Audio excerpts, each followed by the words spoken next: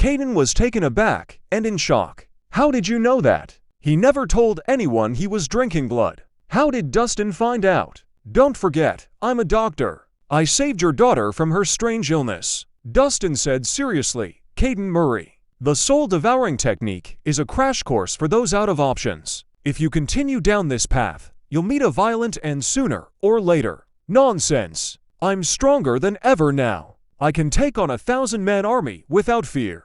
Caden roared. Being strong is all an illusion. Right now, your body is deteriorating fast. If you continue in your foolishness, you'll only end up harming yourself and those around you, Dustin warned. An instant death was considered merciful for those who practice the soul-devouring technique. The real danger was if they went to extremes in training.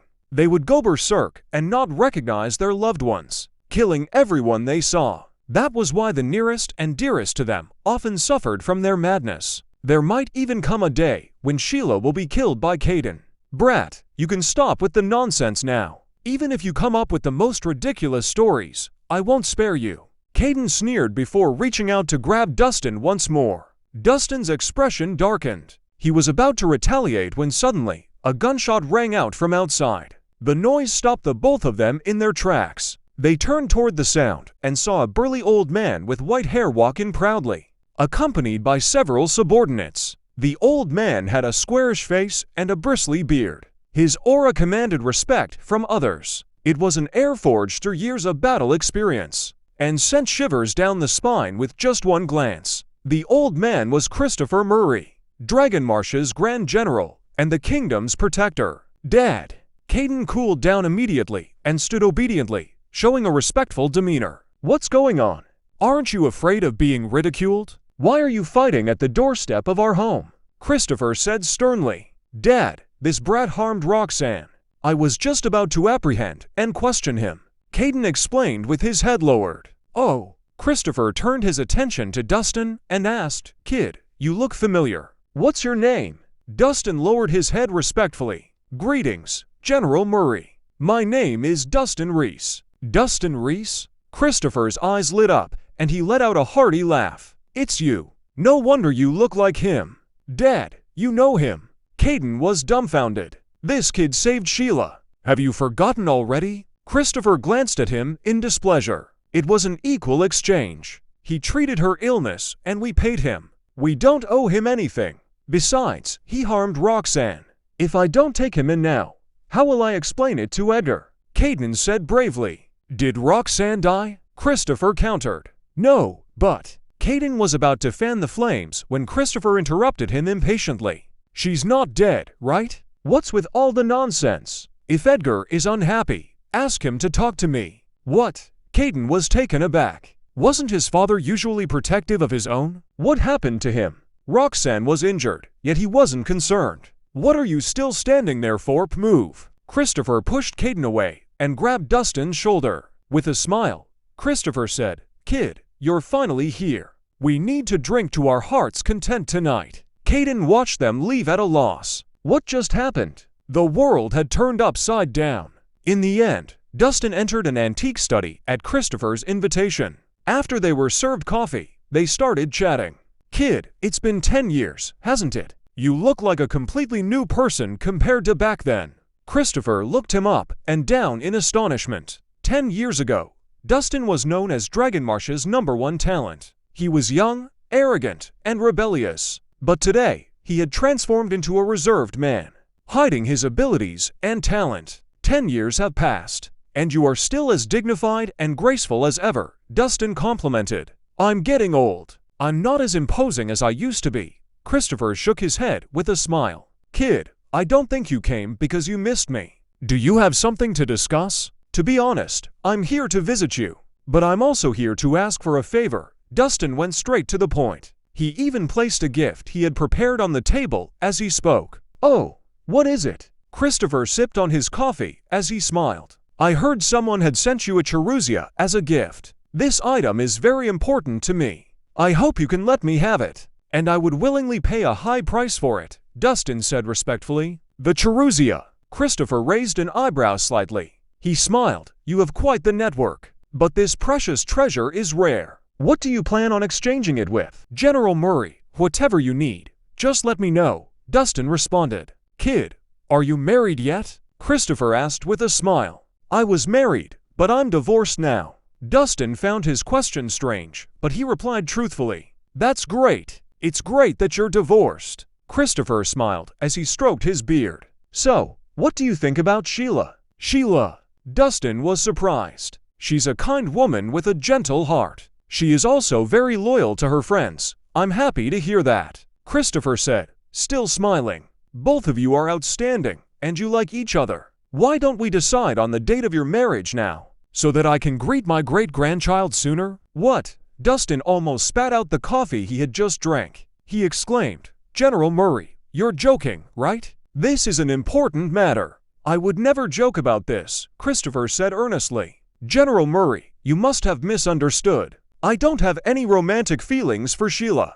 I think of her as a younger sister, Dustin explained, perplexed. They were a total mismatch. How did they end up on this topic? Kid, do you think Sheila is not good enough for you? Christopher's smile dropped. General Murray, please don't misunderstand. I already have a girlfriend, and we have a great relationship. As for Sheila, since she's your granddaughter, she deserves better, Dustin clarified. So, you don't like Sheila? Christopher frowned slightly. Sheila is a great woman, but I only see her as a sister. Dustin shook his head. Very well, I can't force these matters. She's only a sister if you say so, Christopher sighed in regret. He knew Sheila had feelings for Dustin and considered pairing them up. He would also get himself an outstanding grandson-in-law, but fate had other plans. Thank you for understanding. Dustin was feeling embarrassed. He had come seeking help, but he ended up unintentionally offending the general. Naturally, he felt bad. All right, enough with the pleasantries. You're here for the Chiruzia, right? I'll have someone fetch it for you. Christopher was straightforward and gestured to a helper at the door. The helper caught on and left immediately. Soon, he came in with a wooden box. Kid, I'm giving this to you as a gift. Christopher received the wooden box before passing it to Dustin. Dustin opened it up carefully and was greeted by a unique smell. Inside the wooden box laid a colorful Chiruzia. The Chiruzia was the size of a palm. It appeared delicate and beautiful, resembling a perfect work of art. When illuminated by the light, it sparkled with radiant colors, creating a breathtaking sight. It really is the Chiruzia. Dustin's face lit up as he jumped to his feet. He shook Christopher's hand enthusiastically. Thank you so much for agreeing to give this to me, General Murray. Christopher appeared genuinely generous as he replied, I have no use for it myself anyway. Besides, I gain a favor by giving it to you. I can't express my gratitude enough. Please do not hesitate to let me know if you ever need my help, Dustin said. The Chiruzia was invaluable, yet Christopher had given it to him without hesitation. Dustin was truly grateful to him. All right, no need to make a big deal out of it. You can make it up to me by having a few more drinks with me tonight, Christopher said nonchalantly. Sure, I'll drink with you and make sure you have a great time. Dustin smiled as he said. He seemed to have remembered something and added, Oh, right. General Murray, there's something I must bring to your attention. I recently received information that someone may be plotting something at your birthday party. It's best to be prepared. The reason Dustin visited today was also to inform Christopher of what he had heard from Samuel. It's nothing new. Every year, people are plotting against me in various ways. I've long gotten used to it. Christopher dismissed his concerns. As the Grand General and Protector of Dragonmarsh, he had spent his entire life on the battlefield and had made countless enemies. Many people inside and out of the country wanted him dead. Because of that, he had encountered numerous assassination attempts and ambushes. What else had he yet experienced throughout the years? He wasn't afraid of death. As long as you're prepared, Dustin nodded and didn't say anything more. With Christopher's position, there would undoubtedly be highly skilled bodyguards always protecting him. Ordinary people would never be able to get close to him. Sir Murray, an esteemed guest wishes to meet you outside. Just then, a butler entered the room and reported respectfully to Christopher. An esteemed guest? Who? Christopher asked impassively. It's Diego Bourbon from the aristocratic family in Kimboku. The butler responded with his head lowered. Diego Bourbon? Is he Bourbon, that old dog's grandson? Why is he here? Christopher was puzzled. Mr. Antonio Bourbon is not feeling well and needs the Chiruzia to prolong his life. Mr. Diego must be here for the Chiruzia, the butler stated truthfully. HMPH, Bourbon, that old dog, is not worthy of the Chiruzia. Tell him to get lost. Christopher's expression grew cold. Yes, sir. The butler left without another word. Kid, it's time for dinner. Let's go drink. Seeing that it was time, Christopher ended their conversation and eagerly pulled Dustin out of the door. As for Diego, he didn't care about him whatsoever. How dare a Kimboku citizen have their eyes on Dragonmarsh's treasure? They should go to hell. Meanwhile, inside a luxurious courtyard within the Murray residence, a young, lean man dressed in fine clothing was having coffee with Caden. Mr. Diego, what brings you here? Caden smiled as he poured Diego a cup of coffee. Thank you. Diego nodded politely. I've long heard about your greatness. Mr. Caden, I came here today with the main intention of getting to know you. Diego had a strong foreign accent. Mr. Diego, there is no need for such pleasantries, Caden remarked. Please, feel free to speak your mind. Let's have an honest conversation. Mr. Caden, since you prefer to be straightforward, I won't beat around the bush any longer. I came here today in hopes of meeting General Murray, but unfortunately, he was too busy and had no time to see me. I was hoping you could put in a good word for me. As he spoke, Diego gestured for his men to bring over a long wooden box. The box was about 4 feet long, and when opened, it revealed an ornate curved longsword. Diego carefully lifted it with his fingers and presented it to Caden. He explained, Mr. Caden, this is one of our country's 10 most famous swords. It is known as the Reikiri. This sword is incredibly sharp and can cut through iron easily. It is also said to contain the power of lightning. With just a single strike, it turns into an unstoppable force. It is a treasure desired by countless warriors in our country. Of course, such a prestigious sword can only be wielded by a hero like you. Mr. Caden, I hope you will accept it. Seeing the sword Diego presented to him, Caden's eyes lit up as he got excited. He had long heard of the Reikiri. As one of the top swords of Kimboku, its value was unimaginable. Since practicing the soul-devouring technique, his skills have improved tremendously, and he needed a suitable weapon. The Reikiri was undoubtedly a timely gift. Thank you, Mr. Diego. You are too kind. I can hardly believe I deserve such a precious gift. He instinctively accepted the sword as he spoke. As long as you like it, Diego smiled faintly. Mr. Diego, I assume you have other businesses besides visiting my old man.